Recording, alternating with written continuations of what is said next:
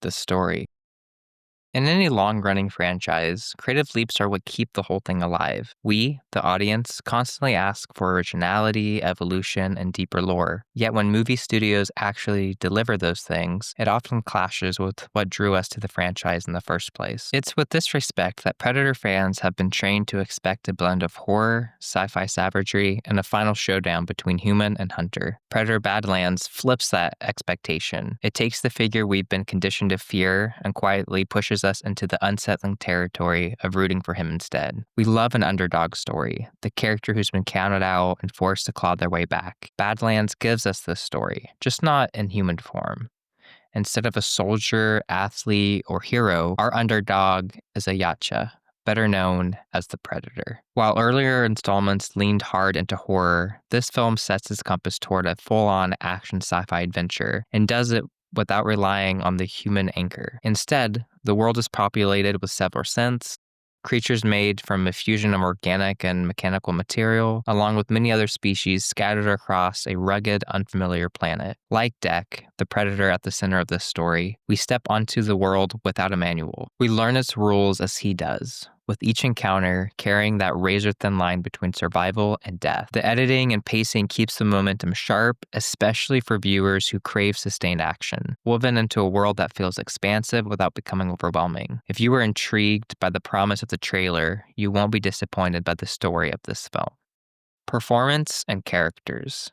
Deck, the lead predator in this story, is brought to life by Dimitrius. Even though his body is wrapped in layers of prosthetics and VFX, his physical performance cuts through with clarity. He moves with this tall, agile precision that makes every action beat feel intentional. His motivations are clear, grounded, and surprisingly easy to root for. We understand why he's on this planet and what he's trying to achieve, and the film makes it effortless to get behind his mission. Thia, a synthetic companion played by Ellie, enters the story early in Deck's journey. We know little about her at first, and the film lets us uncover her history in pieces. The trailer already reveals she's severely damaged, missing the lower half of her body, and what she lacks in combat ability, she compensates for through narration, guidance, and commentary about the world. At times, her constant stream of information edges toward being a little much, but it does serve a purpose. It builds context, reveals the planet's dangers, and gives the story a voice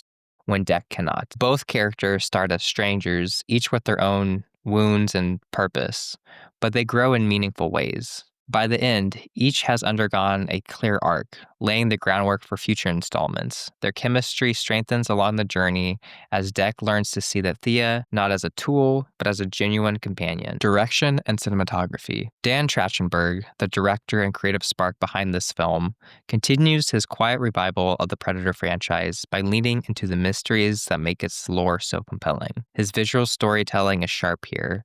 The planet itself feels engineered to kill from the soil upward. Deadly plants, hostile species of every size, all reinforce that this world is unforgiving. Trachtenberg manages to guide the franchise into territory that feels new without abandoning what made Predator, well, Predator. The execution is confident, focused, and surprisingly engaging. By the film's end, it's clear he's carved open a door for future stories centered on different Predator clans, cultures, and conflicts. It shows the franchise still has room to grow, evolve, and surprise us, even decades after its debut. The sound and score.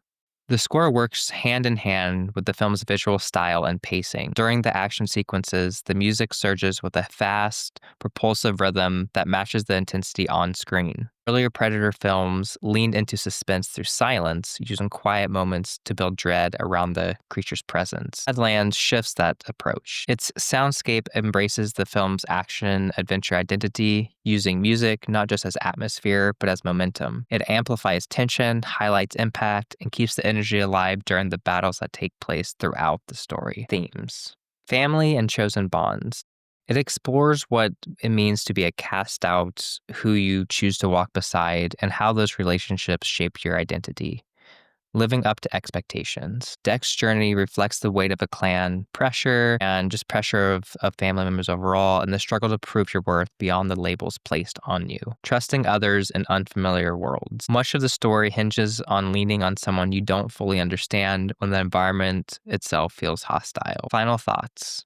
Dan Trachtenberg took on a challenge that could have buckled a less confident director, one without the vision to see it through. Pushing the Predator franchise into new, largely unexplored territory is no small feat, especially when decades of fan expectation loom overhead. Viewers who crave the franchise's traditional horror rated R flavor may feel this entry pulls back from that edge, but the risks Badlands takes are the kind we often beg long-running series to embrace. What Trachtenberg delivers is a film that expands the universe without losing its pulse. The action is plentiful, the world building is vivid, and the planet's design and creatures are worth the price of admission alone. Predator Badlands may not be the type of story fans expected, but it is absolutely one worth seeing on the big screen.